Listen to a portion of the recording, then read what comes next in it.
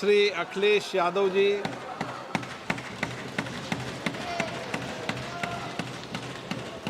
अध्यक्ष महोदय, मैं आपका धन्यवाद देना चाहता हूं कि इस महत्वपूर्ण विषय पे मुझे बोलने का मौका दे रहे हैं। मैं अपने साथी माननीय सदस्य गौरव गोगोई जी के से सहमत हूं। बहुत सारे महत्वपूर्ण उन्होंने बिंदु उठाए और अध्यक्ष महोदय,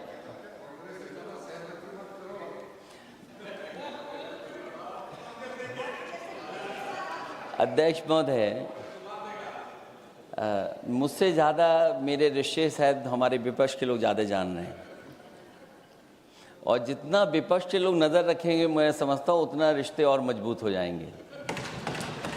अध्यक्ष महोदय, मैं आंदोलन को बहुत दूर से देख रहा था और उस आंदोलन में जो जीत के बाद नारा लगा,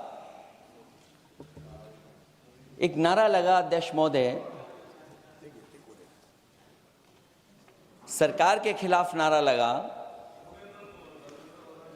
कि सरकार को ये अहंकार था कि सरकार झुकती नहीं है, लेकिन उन्हीं नई पीढ़ी के लोगों ने ये वो नारा दिया कि झुकाने वाला चाहिए, सरकार भी झुकती है और सरकारों को झुकाना भी नौजवानों को आता है।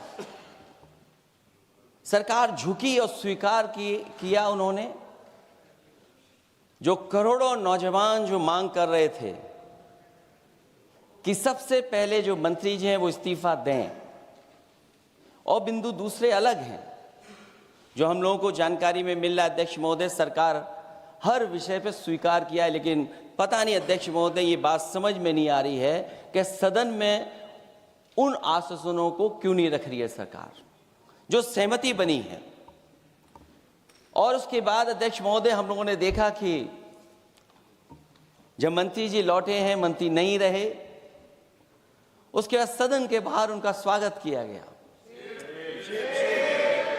अध्यक्ष महोदय, जो स्वागत हुआ उसके लिए हमें कोई शिकायत नहीं है, लेकिन माननीय सदस्यों को कितनी बड़ी राहत मिली होगी, कितने बड़े संकट से बचाया उन्होंने।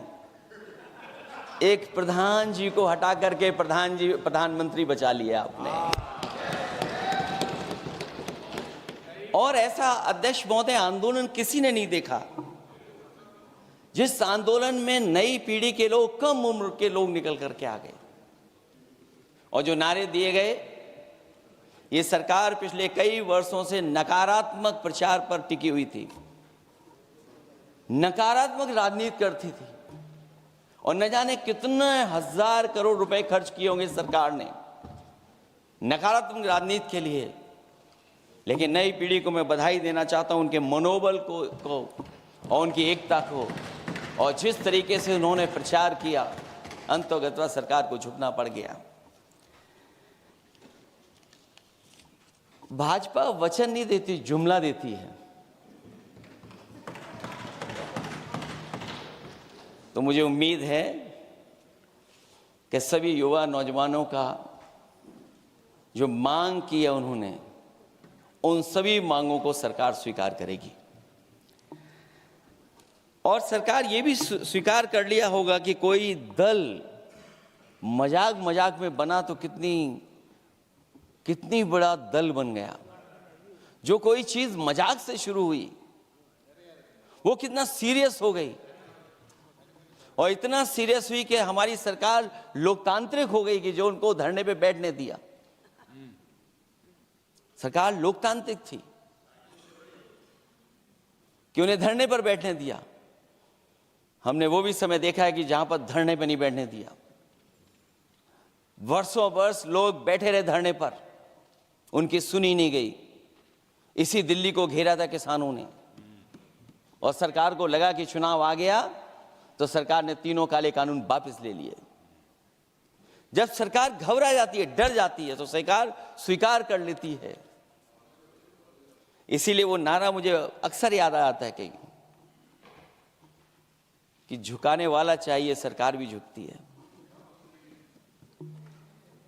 जो विषय लाया गया है कि prevention of unlawful means act,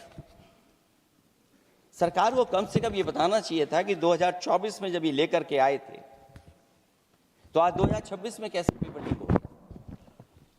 और केवल गिनती के 1-2 पेपर लीक नहीं हुए हैं, ये ऐसा आंदोलन रहा जिसमें माँ बाप और नई पीढ़ी के लोग सब जुड़ गए।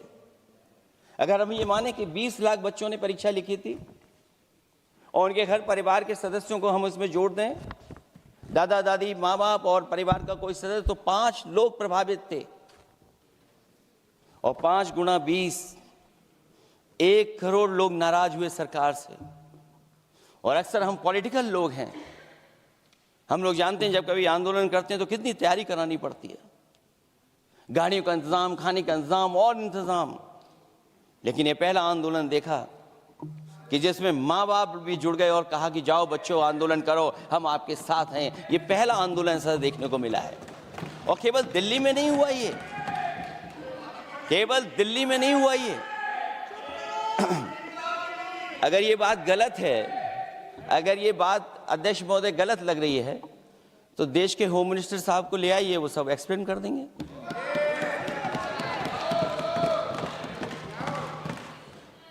पहला आंदोलन जिसमें माँ बाप ने साथ दिया, क्योंकि परीक्षा से कितना दुखी हैं लोग। ये जो परीक्षाएं लीक हुई हैं, कई महीनों पहले ये किताब बना दी थी। और अध्यक्ष महोदय, जो लोग चढ़ावा चोरी नहीं बचा पाए, वो पेपर लीक कैसे बचा पाएंगे? जो भगवान के दरबार से दान गायब हो गया, दान चला गया, वो लोग पेपर लीक बचाएंगे? किस कानून को, जो कानून पहले बनाया उसी कानून का संशोधन करके लेकर आए हैं? किसकी आंखों में आप धूल झोंक रहे हैं? और अगर कानून से बच रहा होता तो भाजपा की 10 साल की सरकार में 20 परीक्षाएं कैसे लीक हो गई?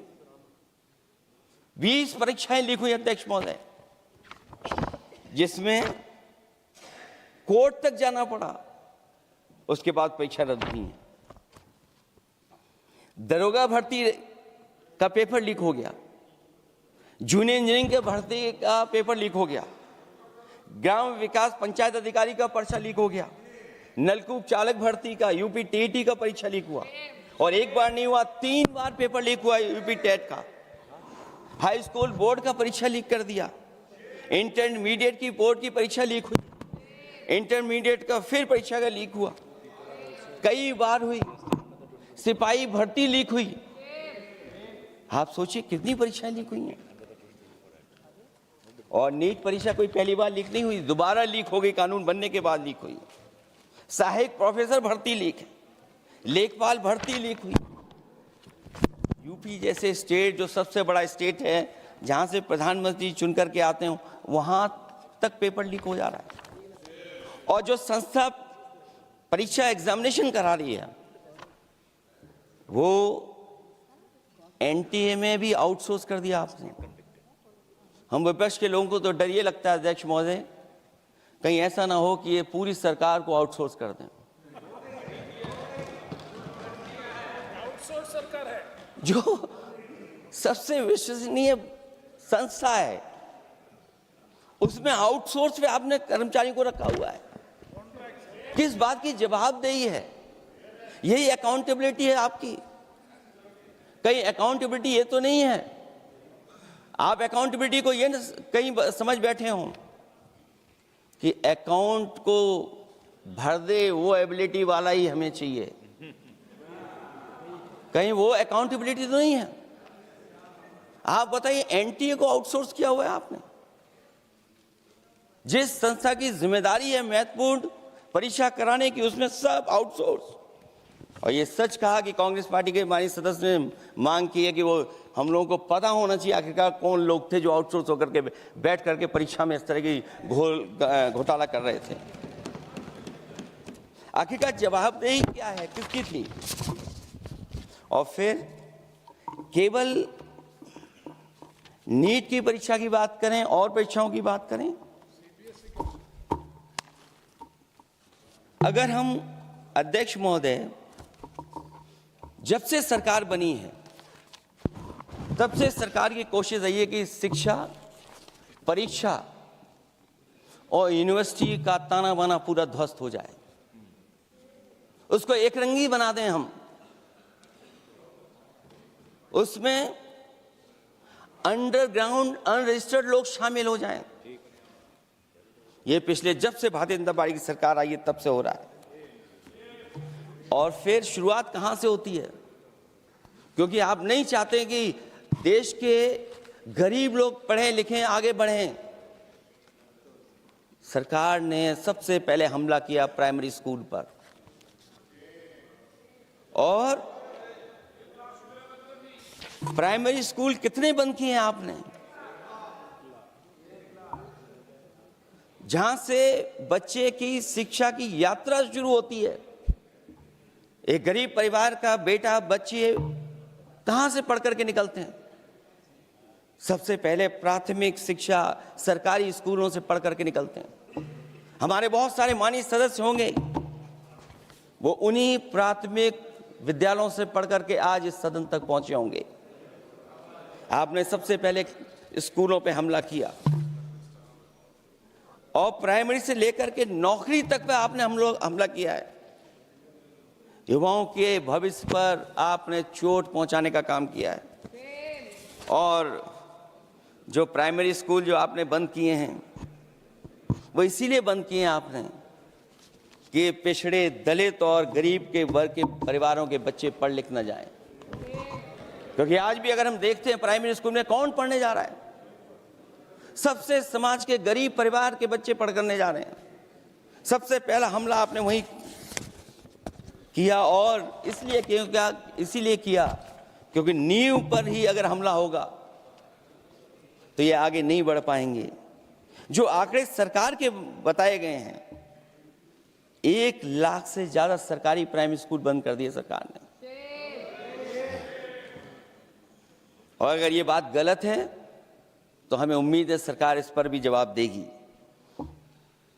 और अगर हम आंकड़े निकालें तो जो आंकड़े दिखाई दे रहे हैं, यूपी में सबसे ज्यादा प्राइमरी स्कूल बंद हुए हैं। और ये सरकार के आंकड़े हैं कि 7 लाख से ऊपर विद्यालय थे जो अब 6 लाख रह गए हैं। और यूपी में तो सबसे ज्यादा बंद हुए हैं। उत्तर प्रदेश में 26,386 सरकारी प्राइमरी स्कूल बंद कर दिए सरकार ने। और केवल प्राइमरी स्कूल बंद नहीं किए हैं, नौकरी पे भी हमला किया है। 69,000 शिक्षक भर्ती को लेकर के बड़े पैमाने पर घोटाला किया गया। और घोटाला इतना बड़ा है कि वो सभी कोर्टों में गए हैं और पिछले कई वर्षों से आंदोलन कर रहे हैं। कोई स्थान नहीं बचा अध्यक्ष महोदय जहां पर वो शिक्षक भर्ती के लोग न गए हों। मंत्रियों के यहाँ गए, आंदोलन किया है, हाई कोर्ट गए, सुप्रीम कोर्ट गए। लेकिन देखिए सरकार भी कमाल की है कि सरकार उनको नौकरी नहीं देना चाहती। और इसलिए नौकरी नहीं देना चाहती है क्योंकि उन्होंने भर्ती गलत की है, और भर्ती में जिन लोगों का अधिकार छीना है वो सबसे ज्यादा पिछड़े और दलित परिवार के बेटे, जिनका अधिकार इस सरकार ने छीना है। और ये अगर बात नहीं ठीक है तो हमें उम्मीद है कि सरकार इसका भी जवाब देगी। माध्यमिक स्कूलों को भी बंद किया जा रहा है, और बड़े पैमाने पे स्कूल बंद हुए हैं। और जो बोर्ड की परीक्षाएं लीक हुई हैं, पूरे देश में बड़े पैमाने पर बोर्ड परीक्षाओं के पेपर लीक किए गए हैं। अध्यक्ष महोदय, हम जानना चाहते हैं कि आखिरकार 10वीं और 12वीं के पेपर लीक क्यों हो रहे हैं? 10वीं और 12वीं के पेपर लीक क्यों हो रहे हैं? इसके लिए अगर कोई सरकार के पास जवाब हो तो बताएं।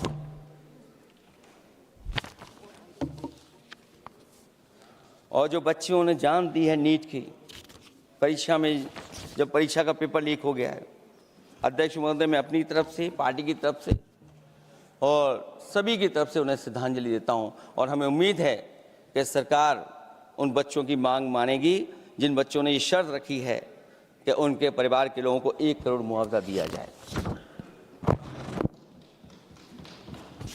जब उच्च शिक्षा में जिस तरीके से भर्ती हो रही है, अध्यक्ष महोदय, जो उच्च शिक्षा की भर्ती है उसमें जो अपॉइंटमेंट हो रहे हैं उनके बारे में तो क्या चर्चा करें कि जब संस्था पे सबसे ऊपर बैठा व्यक्ति ही अन्याय करेगा तो पूरी संस्था में अन्याय होगा। जब से ये सरकार आई है, जो बड़ी बड़ी संस्थाएं हैं उन सब संस्थाओं में एक रंगी लोगों को बैठा करके उन संस्थाओं को ध्वस्त करने का काम कर रहे हैं, और न केवल उन संस्थाओं को खराब कर रहे हैं बल्कि अध्यक्ष महोदय,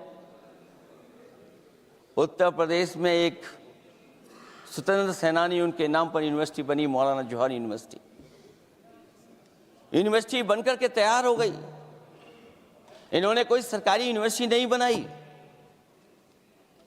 और अगर कोई प्राइवेट यूनिवर्सिटी बन भी गई है तो उसको भी हथौड़ा लेकर के तोड़ने की तैयारी कर रहे हैं ये लोग। ये नफरत की राजनीति कहां लेकर के पहुंचा देगी।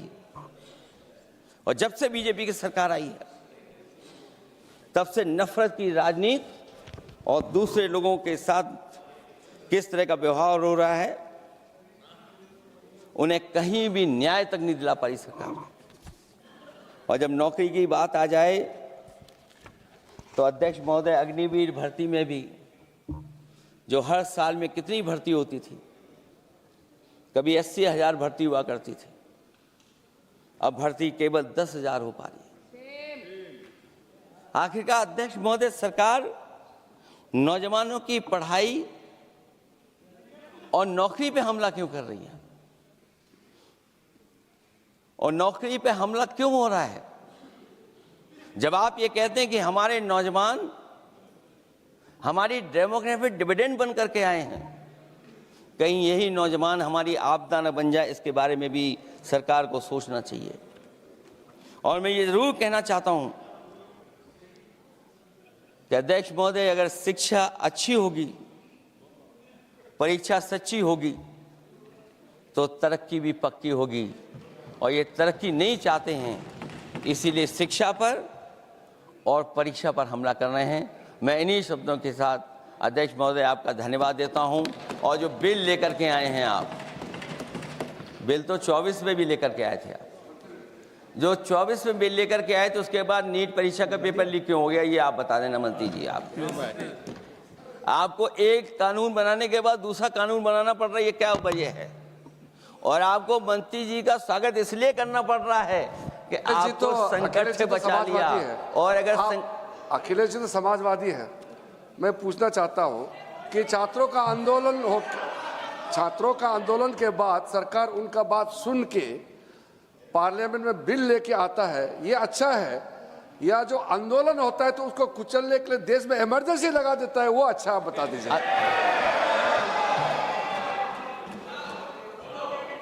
अध्यक्ष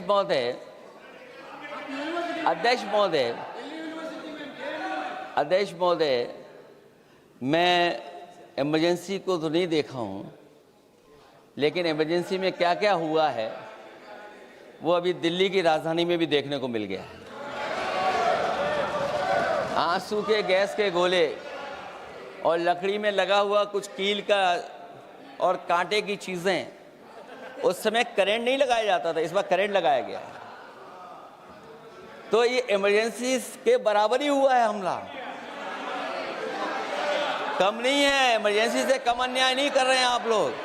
और याद करिए अध्यक्ष महोदय, अगर इमरजेंसी इन्हें याद आ गई है, अगर इमरजेंसी अध्यक्ष महोदय इन्हें याद आ गई है, तो इमरजेंसी के बाद भी परिवर्तन हुआ था, और हमें भरोसा है कि इसके बाद भी परिवर्तन होगा।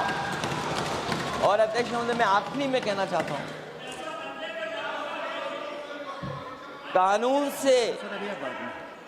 से नहीं, नियत साफ होगी तब नीट का परीक्षा साफ होगी। सवाल कानून का नहीं है, आपकी नियत साफ नहीं है। और जिस समय आपकी नियत साफ होगी तो परीक्षा भी साफ हो जाएगी। और हमारे साथी जो कुछ और बातें उठा रहे हैं, आज मौका नहीं है, लेकिन आपको भगवान भी माफ नहीं करेंगे, क्योंकि आप चढ़ावा चोरी में शामिल हुए हैं। और चढ़ावा ही नहीं, जो गुप्त दान था वो भी चोरी हुआ है, गुप्त दान। और ये पाप की श्रेणी में नहीं आता है, महापाप की श्रेणी में आता है। अखिलेश